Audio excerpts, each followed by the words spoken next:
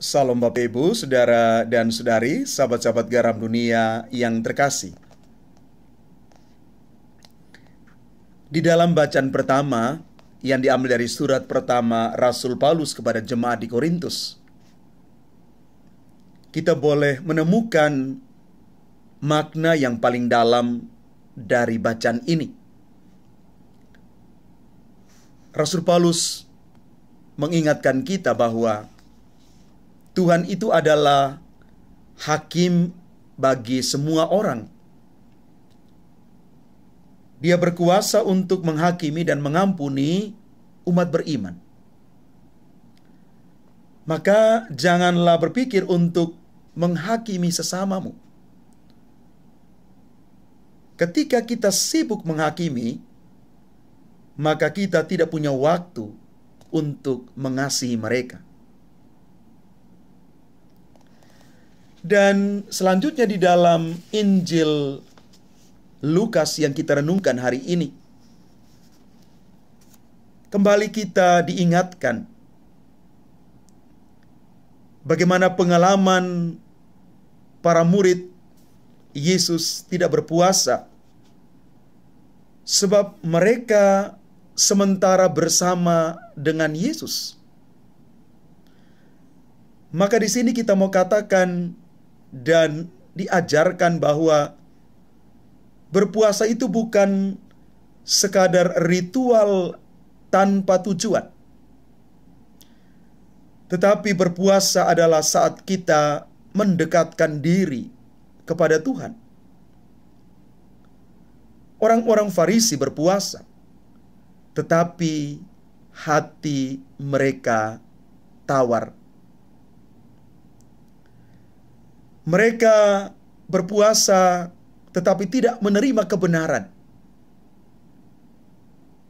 Mereka hanya menonjolkan aturan daripada kebenaran di dalam Yesus Kristus sendiri.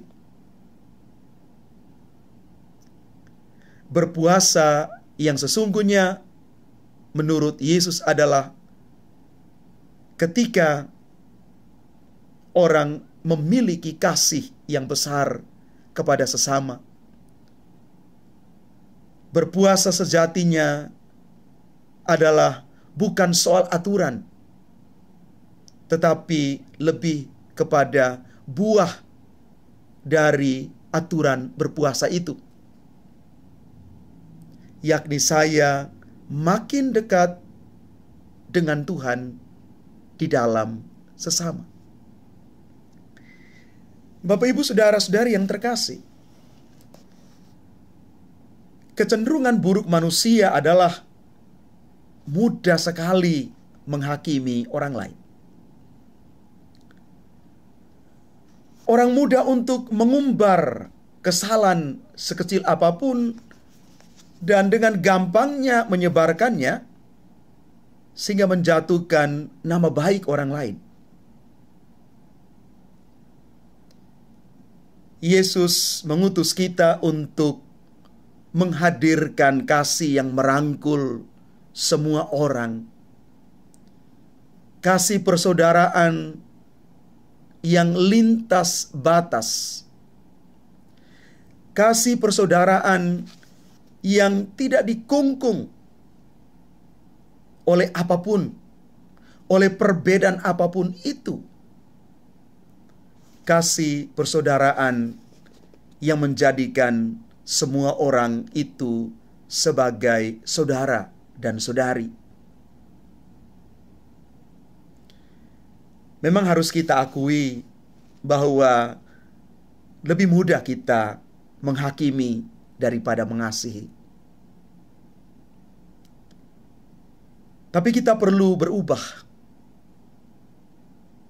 Karena firman Tuhan hari ini mengatakan kepada kita, dan semua itu jelas.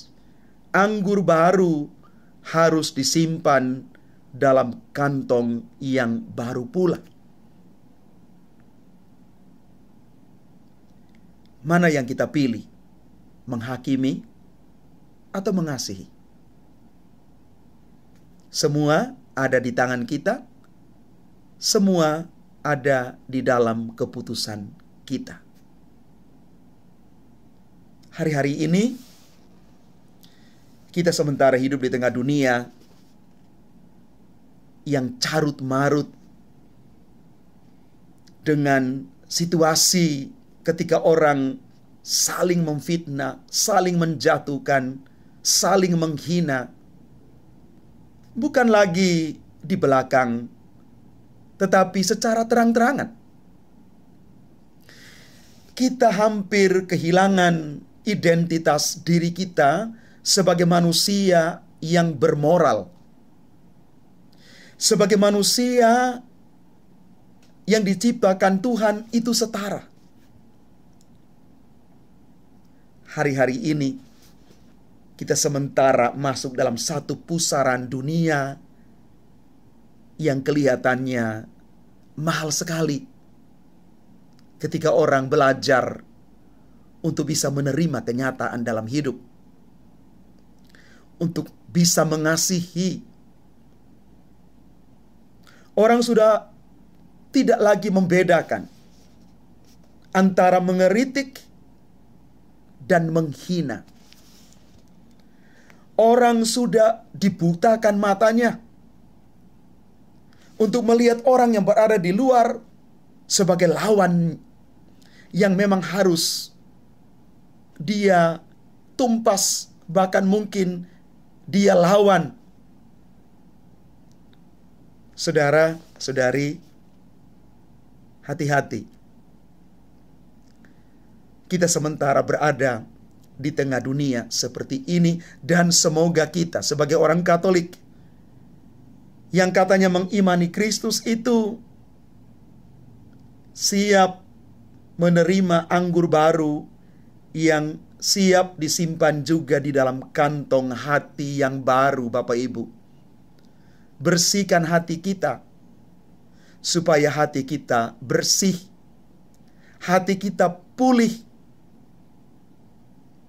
Kita tidak punya hak untuk menghakimi orang, apalagi memfitnah dan menghina orang lain. Dan hati-hati, yang Anda hina, yang Anda fitnah, kalau itu adalah orang baik, yang terjadi adalah orang yang Anda fitnah, orang yang Anda jatuhkan, dia akan makin bersih. Karena Anda sementara melawan orang baik. Dan fitnahan, tuduhan, umpatan, cacian, dan lain sebagainya itu akan kembali kepada diri kita. Akan kembali kepada Anda yang memfitnah itu, Bapak Ibu Saudara-saudari. Ini hukum alam. Maka yang terjadi adalah orang yang difitnah makin dibersihkan, dia makin bersih, makin pulih, bahkan makin naik derajatnya. Sementara pemfitnah tetap tinggal di dalam luka dan sakit hatinya sendiri. Silakan memilih Bapak Ibu. Anda mau tinggal tetap menjadi hakim yang seolah-olah paling benar dalam hidup ini dan tidak ada kesalahan sedikit pun, atau Anda ingin mengasihi? Saya kira pilihan ada di tangan kita sendiri. Dan semua yang kita pilih akan ada akibatnya. Semoga kita tidak salah pilih dan tidak larut di dalam situasi sekarang ini yang kadang-kadang membuat kita tidak menjadi manusia yang normal, yang waras, yang berpikir menggunakan pikiran kita yang jernih dan hati kita yang bening. Semoga sabda Tuhan hari ini menuntun kita untuk menemukan makna yang terdalam di dalam seluruh hidup kita. Tuhan berkati kita sekalian. Amin.